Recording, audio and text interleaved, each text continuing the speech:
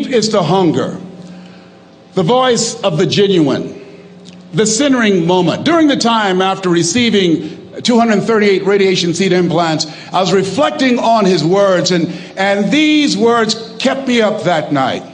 He said, the ideal situation for a man or woman to die is to have family members praying with them as they cross over. He said, but imagine, if you will, being on your deathbed and standing around your bed, the ghost of the dreams, the ideas, the abilities, the talents given to you by life, and that you, for whatever reason, you never went after that dream. You never acted on those ideas. You never used those talents. You never used those gifts. And there they are standing around your bed looking at you with large angry eyes saying, we came to you and only you could have given us life. And now we must die with you forever. And the question is, if you died today, what dreams, what ideas, what talents, what books, what music, what leadership, what voice will die with you? Miles Monroe, great orator and speaker, said the wealthiest place on the planet, it's not in the Far East where there's oil in the ground. It's not in South Africa where there are diamond mines. He said the wealthiest place on the planet is the cemetery, because there you'll find greatness that we've never seen. There you'll find talent and genius and potential never actualized. Perhaps that's why Henry David Thoreau wrote the words, oh God, to reach the point of death, only to realize that you've never lived. Maybe that's why some unknown writer wrote the words, what if you live your whole life only to discover that it was wrong? That it was wrong. That you were chosen to do something else and you didn't do it. Repeat after me, please. Live full. Die empty.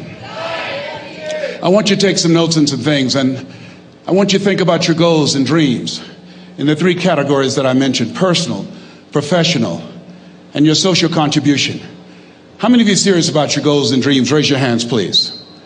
Thank you very much. How many of you don't want to take your dreams to your grave with you? Raise your hands, please. Very good. Shake someone's hand on your right and left. Look them in the eyes and say, get out of your head and step into your greatness. Do that right now, please. Say, get out of your head and step into your greatness.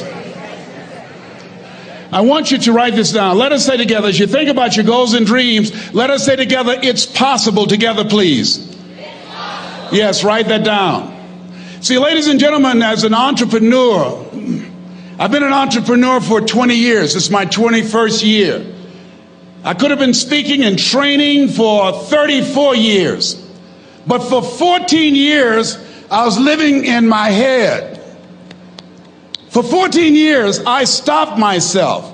For 14 years, I used to go see Zig Ziglar, that I considered the #1 motivational speaker on the planet. Zig Ziglar and Tony Robbins, they're the best on the planet. Bob Proctor, they're the best on the planet. Jack Canfield, Mark Victor Hansen, T. Harv Eckert. I would go and see them, and then I would leave, and my conversation with myself was, my heart would say, I can do that. And then my mind would ask, how?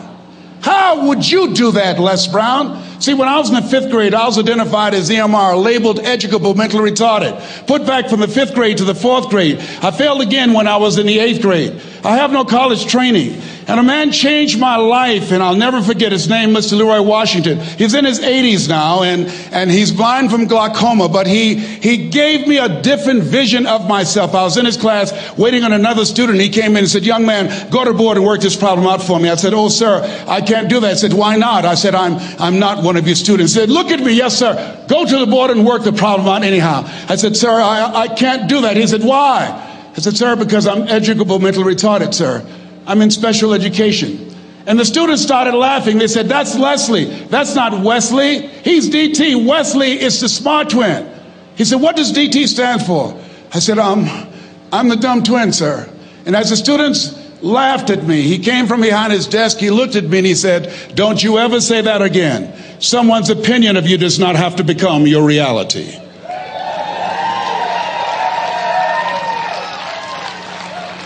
On one hand, I was humiliated, but on the other hand, I was liberated, because he looked at me with the eyes of Goethe, who said, look at a man the way that he is, he only becomes worse. But look at him as if he were what he could be, then he becomes what he should be. And so we developed a relationship. And one of the things that I can just tell you as you think about your goals and dreams, all of us can say in a spirit of integrity that it's possible. That if anybody at any point in time lived their dream, then it's possible that I can live mine. And what I did was, I made a mistake. I looked at my goals and dreams, and my mind said, how will you do that? I went from my heart to my mind, and I stayed up there for 14 years. 14 years. I can't bring those 14 years back. Those years are gone. And I've made a mission in my life to help people to stop putting it off and procrastinating. How many ever thought about something you wanted to do and you procrastinated, you talked yourself out of it? Raise your hand, please. There's a proverb that says, if there's no enemy within, the enemy outside can do us no harm. And so, as you look at your goals and dreams, every day we must convince ourselves, we must sell ourselves on that it's possible. Every seminar, every workshop, every book that I've ever read, every speaker that I've ever heard, it interrupted what I was believing about myself. Everything that you do, everything matters. As you go through each day, I know now as I look back at age 63, looking at my life, everything matters. T. Harv is right. How you do anything is how you do everything. And I realized that the choices I was making was based upon how I saw myself. Let us say together, it's necessary. Write that down. It's necessary as you look at your goals and your dreams, it's necessary that you have a strategy and a game plan to change the story that you believe about yourself. And that's an ongoing process. I've discovered, and many people have, that what we do, what we accomplish, what we produce is a result of the story we believe about ourselves. My favorite book says, be ye not conformed to this world, be ye transformed by the renewing of your mind. And so as I began to work on myself, I realized that I'm getting out of one story and stepping into another story. As I become aware of some things, there's still some things I'm not aware of. So I'm still growing, I'm still developing. I'm like the lady who said, Lord, I ain't what I want to be, ain't what I'm going to be, but thank God I sure ain't what I was.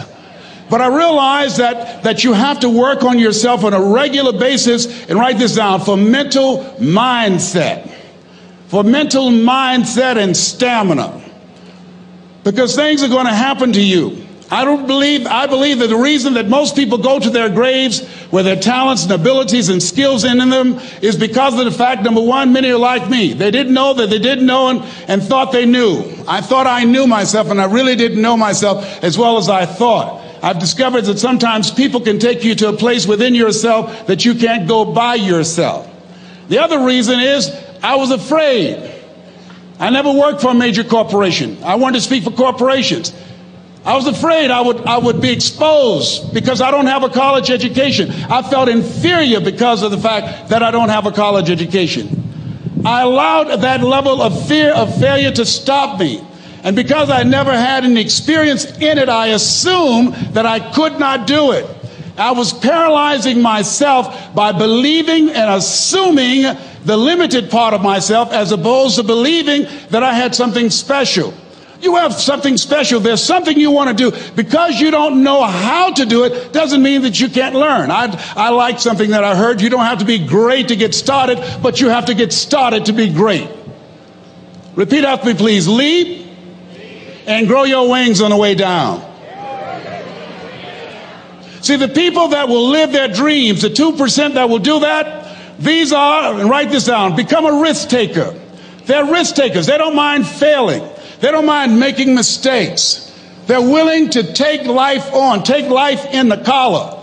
Viscott said, if you're not willing to risk, you cannot grow. And if you cannot grow, you cannot become your best. And if you cannot become your best, you can't be happy. And if you can't be happy, then what else is there? I like what Helen Keller said. She said, life is short and unpredictable. Eat the dessert first. I don't care how good you are. I don't care how talented you are. I don't care how much you work on yourself. There are some times when things aren't going to go right. They just are not going to go right. There are times when anything that can happen will happen. Murphy's Law will be knocking at your door. Why? I don't know why. That's called life. And you have to deal with it.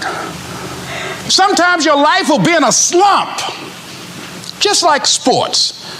Some of the best shooters can't hit baskets different times in games. They get in a slump. Do they sit on the sideline and say, I just didn't hit a basket today? No. They continue to execute. I suggest to you that if you are facing a challenge, don't stop. Stay busy. Work your plan. Continue to do those things that you know that work for you after you have evaluated yourself in the situation.